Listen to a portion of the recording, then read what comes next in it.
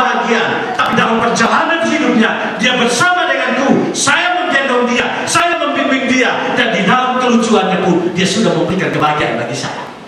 Dan pada saat ulang tahunnya pertama, seringkali namanya orang tua punya anak pertama, umur yang pertama, ada dia berbuat ingin yang terbaik. Kenapa? Karena dia mencurahkan kebahagiaannya. Tapi bukan berarti yang kedua, yang ketiga gak mau memberikan yang terbaik. Jangan sampai berpikir, udah yang pertama saya sudah umurmu, yang pertama sudah saya berikan yang terbaik, yang pertama anak pertama saya sudah memberikan yang terbaik, anak kedua tidak usah. Ketika anak kedua sakit, kemudian kita mau pergi ke Suri membeli atau membawa ke rumah sakit, anaknya bilang begini, tidak usah ke rumah sakit, tidak usah ke beli obat di Kusuri, biar saja saya begini. Langsung kita bilang begini, terima kasih nak, kamu mengerti Papa dalam pergumulan, kamu memang mengerti bahwa memang Papa ini dalam kondisi iri. Sudah begitu. Tapi kalau anak pertama, ayo cepat-cepat begitu, bukan begitu. Tapi saya mau katakan buat kita, setiap berkat yang Tuhan berikan bagi kita, awal kebahagiaan akan menentukan awal kelanjutan daripada kebahagiaan itu sendiri. Tetapi orang tidak akan melihat kebahagiaan itu kalau dia tidak pernah jujur mengevaluasi kebahagiaan itu secara jujur daripada Tuhan. Betul.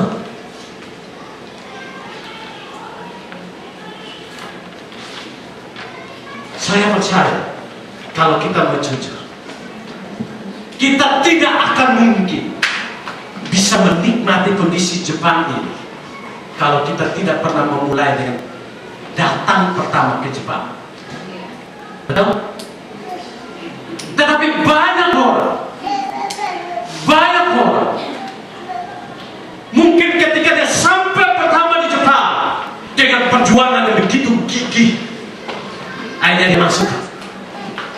Pas lewat stempel, dia langsung berdoa, Bapa kami di surga, dikuduskanlah namamu, datanglah kerajaanmu, dan lain sebagainya. Bahkan tak doa untuk makan pun, berikan makanan yang secukupnya. Orang yang lewat bingung, lagi doa makan apa?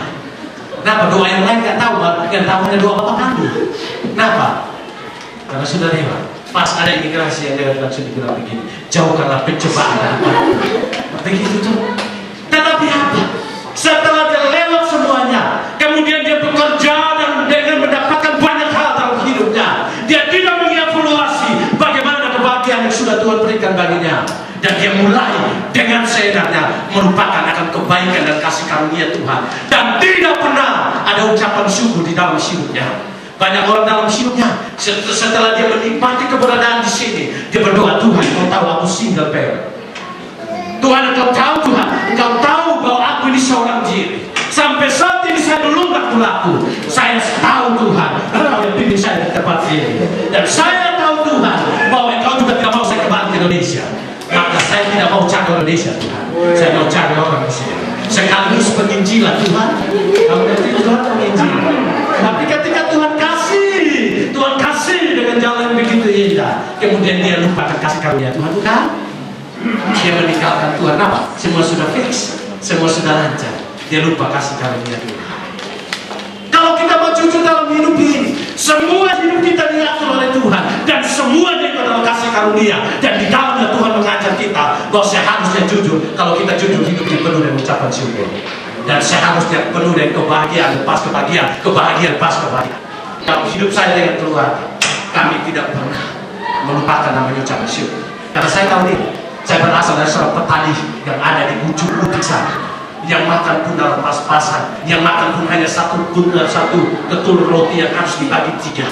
Dan saya tahu, hidup dalam kepapasan saya tahu, hidup dalam kekurangan saya tahu itu.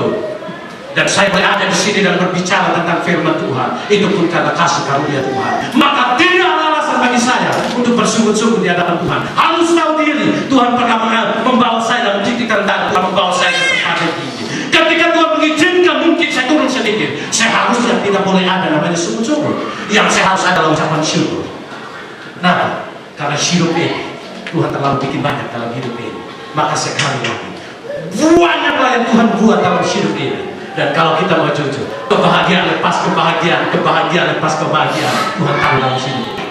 Tapi Tapi pernahkah kita mau jujur untuk mengevaluasi tentang berkat-berkat Tuhan? Pernahkah kita mau jujur mengevaluasi tentang kasih karunia Tuhan? Pernahkah kita jujur mengevaluasi tentang pimpinan Tuhan yang tidak pernah salah dalam hidup kita? Pernahkah kita jujur dalam hidup kita bahwa Tuhan kita adalah Tuhan yang baik dalam hidup kita? Maka poin yang pertama ini membawa kita untuk belajar bahwa sebenarnya tidak perlu ada nama sungguh-sungguh di hadapan Tuhan. Yang seharusnya ada dalam ucapan syukur, yang seharusnya ada dalam kebahagiaan, lepas kebahagiaan di hadapan Tuhan. Kenapa?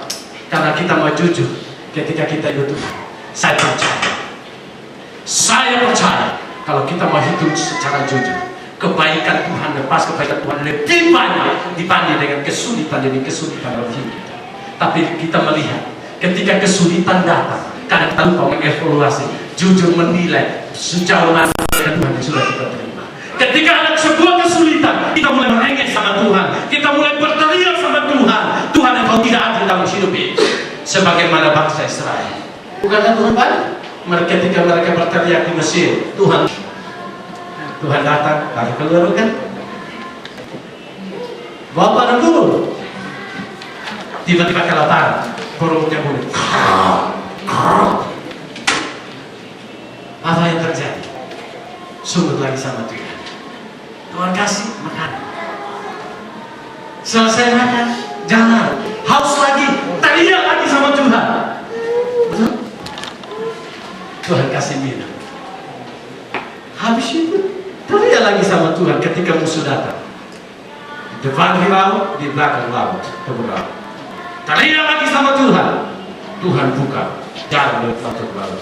Lewat itu lagi bergumul lagi dengan Yosua. Sebenarnya kalau kita mau jujur dan mereka mau jujur menghitung, kebaikan Tuhan terlalu banyak buat mereka. Kuasa Tuhan sebenarnya terlalu nyata buat mereka. Tetapi mereka lebih banyak melihat kesulitan-kesulitan daripada menghitung kebaikan-kebaikan Tuhan. Maka lebih banyak sungguh-sungguh daripada seharusnya ucapan syukur melimpah. Maka saya mau katakan, kalau kita mau jujur hitung hidup ini, jujur hidup ini, sebenarnya kebahagiaan yang pertama terus menerus akan membawa kebahagiaan berikutnya. Pernah nggak ketika kita memandang istri kita berkata begini, saya sangat beruntung dan berbahagia mendapatkan kamu.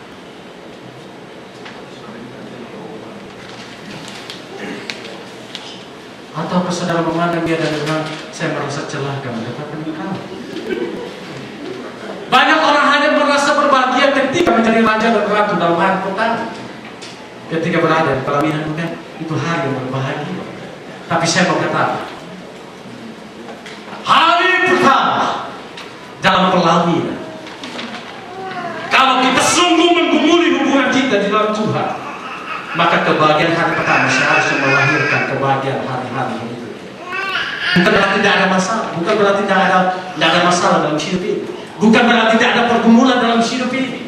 Sekali lagi pasti ada. Kenapa? Karena si bata dapat si bata ini dapat yang jauh, mana mungkin tidak ada pergumulan. Betul. Si bata datang, matamu di mana? Si Jawa bilang begini. Ini kan harus menyatukan ini dong. Bukan berarti dia bilang matamu di mana, itu dia marah atau dia benci. Bukan, memang gayanya seperti itu. Seperti orang timur juga apa? Oh, ini kuburan, ini rumah sakit, ini enggak.